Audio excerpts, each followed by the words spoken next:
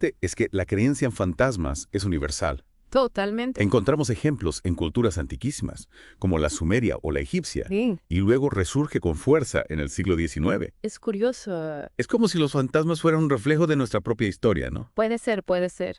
Y si empezamos por entender cómo surgieron estas creencias, la Wikipedia nos habla del animismo. Claro, el animismo, esa idea de que todo en la naturaleza tiene alma, incluso las fuerzas naturales. ¿Eh? El animismo podría ser la raíz de la creencia en que algo de nosotros sobrevive a la muerte. Es como si la mente humana se negara a aceptar la idea del fin, Claro. buscando consuelo en la posibilidad de una vida después de la muerte. Exacto. Y esa búsqueda se plasma en las historias de fantasmas que encontramos a lo largo de la historia. ¿Ya? Incluso en la antigua Roma ya había relatos como el de Plinio el Joven sobre una casa encantada en Atenas. ¿Y qué me dices del resurgimiento del interés por los fantasmas durante el romanticismo? Sí. Casi como si la fascinación por lo sobrenatural fuera un contrapunto al auge de la razón. Sin duda el siglo XIX fue clave con el auge del espiritismo y la búsqueda de contacto con el más allá.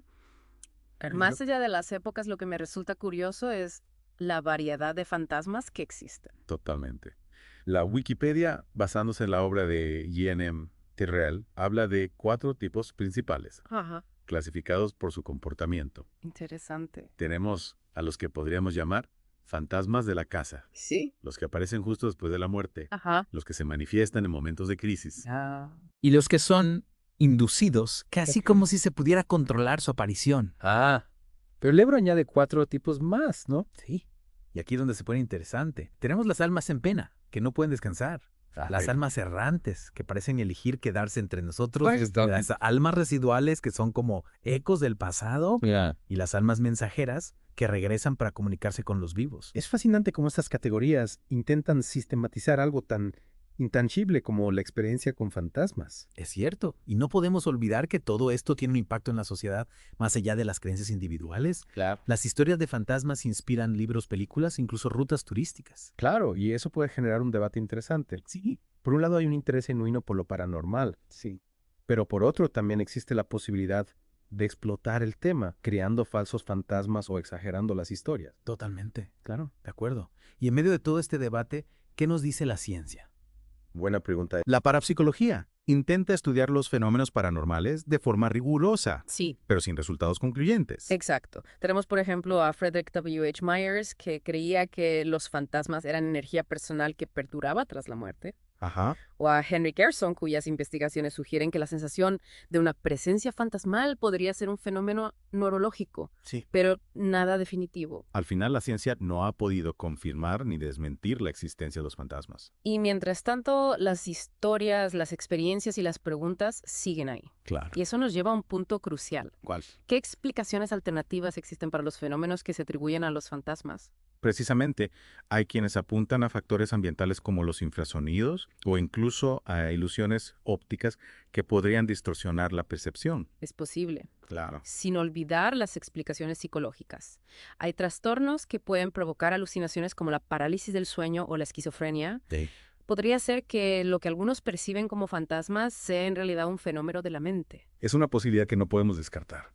Desde luego, Y es que en este tema la línea entre la realidad y la percepción puede ser muy fina. sin duda. Y esa ambigüedad es parte de lo que hace que el mundo de los fantasmas sea tan fascinante y complejo. Totalmente de acuerdo. Y creo que con esto hemos cubierto una buena parte de las bases sobre los fantasmas. Sí, hemos hecho un repaso a su historia, a los diferentes tipos, a las posibles explicaciones. Pero aún nos queda mucho por explorar. Exacto. En la segunda parte de esta inmersión nos adentraremos en algunos casos concretos de apariciones fantasmales. Prepárate. ¿Nos acompañas? Pues hasta la próxima. Retomamos nuestra inmersión en el mundo de los fantasmas, un tema que, como hemos visto, ha cautivado a la humanidad durante siglos. Y que sigue generando debate e intriga a pesar de los avances científicos y de pensamiento racional. Claro. En la primera parte hablamos de ciencia y escepticismo, pero ¿qué otras perspectivas hay sobre los fantasmas? Hay muchas, claro. Pero si hablamos de un enfoque diferente al científico o religioso tradicional, el espiritismo ofrece una visión bastante singular. Es cierto. El espiritismo ve a los fantasmas como almas o espíritus que no han logrado trascender al plano espiritual. Exacto. Quedan anclados a este mundo. ¿Pero por qué? Allan Kardec, considerado el padre del espiritismo, habla de varias razones. Ajá. A veces estas almas no aceptan su muerte o se sienten culpables por asuntos pendientes. Es como si algo los atara a este mundo impidiéndoles avanzar. Exacto. Incluso el apego excesivo a personas o lugares de su vida terrenal puede influir. Claro, esas almas no encuentran la paz y vagan sin rumbo buscando resolver aquello que las retiene. Y ahí es donde entra la figura del medium, ¿no? Esa persona que, según el espiritismo, puede percibir y comunicarse con estos espíritus. Así es. El medium actúa como un puente entre el mundo material y el espiritual, ayudando a esas almas a comprender su situación. Ya. La idea es que al entender puedan liberarse de sus ataduras y encontrar la paz. Es una visión que humaniza a los fantasmas, ¿no? Ya no son entes malignos, sino almas que necesitan ayuda. Sí invita a la compasión y a la comprensión, pero no olvidemos que el espiritismo es solo una de las muchas corrientes que intentan explicar el misterio de los fantasmas. Es cierto. A lo largo de la historia hemos recurrido a la mitología, a la religión, a la ciencia. es todo. Y cada perspectiva aporta una pieza a este complejo rompecabezas. Exacto. Y aunque la imagen completa sigue siendo un misterio, cada pieza nos acerca un poco más a comprender este fenómeno. Claro. Hablando de piezas, en la primera parte mencionamos las psicofonías y las psicoimágenes. ¿Qué opinas de ellas? Son un tema que genera mucha controversia. Sí. Hay quienes creen firmemente en su autenticidad, mientras que otros las consideran fraudes o producto de la sugestión. Incluso errores de interpretación. Es un terreno resbaladizo. Totalmente. Recordemos a Harry Houdini, el famoso ilusionista que se dedicó a desenmascarar fraudes paranormales. Sí. Demostró que muchos fenómenos que se presentaban como sobrenaturales no eran más que trucos bien elaborados. Es que la mente humana puede jugarnos malas pasadas. Ya.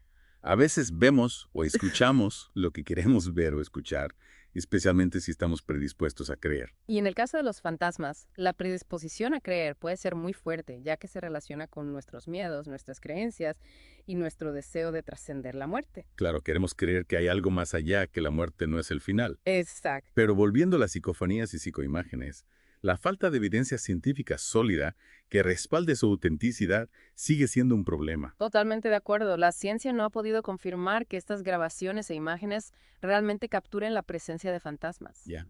Y aunque hay teorías sobre cómo podrían generarse manipulación de campos electromagnéticos infrasonidos, ninguna ha sido demostrada de forma concluyente. Lo cual nos devuelve al punto de partida, ¿Cuál? la falta de consenso sobre la existencia de los fantasmas. Ajá. Un misterio que probablemente seguirá fascinándonos durante mucho tiempo. Sin duda. Y hablando de misterios, hay un caso que siempre me ha intrigado, el de la Dama de Blanco. Una leyenda que se repite en muchas culturas. Sí, la Dama de Blanco. El fantasma de una mujer vestida de blanco que suele aparecer en lugares relacionados con la muerte o la tragedia, Exacto. carreteras solitarias, cementerios, castillos abandonados. Lo curioso es que las historias varían según el lugar, pero la imagen de la mujer de blanco es una constante, ¿verdad? ¿Qué hay detrás de esta figura tan universal? Algunos estudiosos del folclore sugieren que la Dama de Blanco podría ser una representación simbólica del duelo, la pérdida, el miedo a la muerte. Tiene sentido, ¿no? El blanco se asocia a la pureza, la inocencia, el luto. Sí. Y la imagen de una mujer vestida de blanco en un lugar trágico genera un fuerte impacto emocional. Es como si nuestro subconsciente usara esa imagen para expresar emociones que no podemos procesar de otra manera. Puede ser. El miedo a lo desconocido, la incertidumbre ante la muerte. Exacto. Y en momentos de dolor o pérdida, la mente busca respuestas. A veces las encuentra en lo sobrenatural, en lo inexplicable.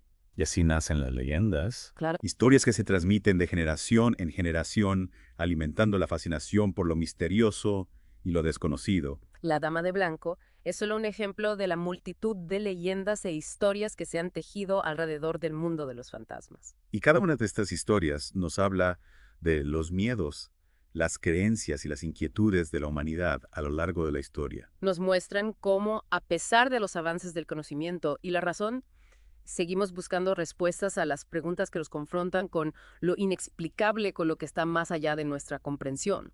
Y en esa búsqueda, los fantasmas siguen ocupando un lugar destacado en nuestro imaginario colectivo. Sin duda. Un lugar que, a juzgar por la persistencia de estas creencias, parece estar asegurado por mucho tiempo. Es posible. Y si continuamos explorando este fascinante mundo en la tercera parte de nuestra inmersión. Te espero. Retomamos nuestra inmersión explorando ahora un aspecto un poco complejo del mundo de los fantasmas. La ética de la casa de fantasmas y la comunicación con los muertos. Hemos hablado de creencias, de ciencia, de leyendas. Pero la interacción con lo paranormal plantea dilemas éticos que no podemos ignorar. Totalmente de acuerdo. Empecemos por la Casa de Fantasmas, una actividad que ha ganado popularidad en los últimos años. Muchísima. Programas de televisión, equipos especializados, grupos de investigación. Pero, ¿dónde está el límite? ¿Es ético irrumpir en un espacio, ya sea físico o espiritual, con la intención de capturar o demostrar la existencia de algo que quizás no desea ser encontrado? Es una pregunta importante. Hay que considerar el respeto hacia lo desconocido, hacia aquello que no comprendemos del todo. Algunos argumentan que la Casa de Fantasmas es una invasión a la privacidad de los espíritus, Sí. que podemos perturbar su descanso o incluso causarles un daño que desconocemos. Claro. Sin olvidar que muchos lugares encantados son también sitios históricos o de valor cultural. Es verdad. Una casa de fantasmas irresponsable podría dañar esos espacios o banalizar su significado, Totalmente de acuerdo. convertirlos en escenarios para el entretenimiento, en lugar de tratarlos con el respeto que merecen. Es importante ser conscientes del impacto de nuestras acciones, tanto en el mundo físico como en el plano espiritual. Claro, por supuesto. Y si hablamos de la comunicación con los muertos, ya sea a través de mediums o de herramientas como la Ouija, también encontramos dilemas éticos. Por supuesto. Se dice que intentar contactar con los muertos puede ser peligroso tanto para quienes lo practican como para los propios espíritus. ¿Es realmente así? Hay quienes creen que abrir un canal de comunicación con el más allá puede atraer entidades negativas o perturbar la transición de las almas. Y la veracidad de la información que se obtiene, cómo saber si realmente estamos contactando con quien creemos o si la información es genuina. Es difícil saberlo. Esa. La posibilidad de fraude, manipulación o sugestión siempre está presente, especialmente en un terreno tan subjetivo como la comunicación con los muertos. Por eso es fundamental la cautela. Sí, Ser críticos a la hora de interpretar las experiencias que se presentan como paranormales. totalmente. No dejarnos llevar por la emoción o la credulidad. Exacto. Y en ese punto, no podemos olvidar la responsabilidad de los medios de comunicación y la industria de entretenimiento. Claro que no. El sensacionalismo, la exageración y la falta de rigor a la hora de presentar las evidencias pueden crear falsas expectativas y distorsionar la percepción pública sobre lo paranormal. Es verdad. Es importante que la información se presente de forma objetiva y equilibrada. Sí. Dar espacio a las diferentes perspectivas, a las explicaciones científicas. De acuerdo. Fomentar un debate sano y responsable, evitando la propagación de mitos y la explotación del tema con fines comerciales. Al final se trata de encontrar un equilibrio entre la fascinación por lo paranormal y el respeto por lo desconocido. La ética en la casa de fantasmas y la comunicación con los muertos se basa en el respeto, la prudencia y la responsabilidad. Respeto hacia lo desconocido, prudencia al interactuar con ello y responsabilidad al compartir la información. Principios que nos guían en la exploración de un mundo fascinante y misterioso, pero que requiere de nuestra sensibilidad y discernimiento. Y con esta reflexión sobre la ética, llegamos al final de nuestra inmersión en el mundo de los fantasmas. Un viaje a través de la historia, la cultura, la psicología, la ciencia. Hemos explorado las diferentes facetas de un fenómeno que sigue cautivándonos, invitándonos a cuestionar nuestros límites y nuestra percepción de la realidad. ¿Qué te ha parecido el viaje? Espero que te haya brindado nuevas perspectivas y herramientas para comprender mejor este enigma.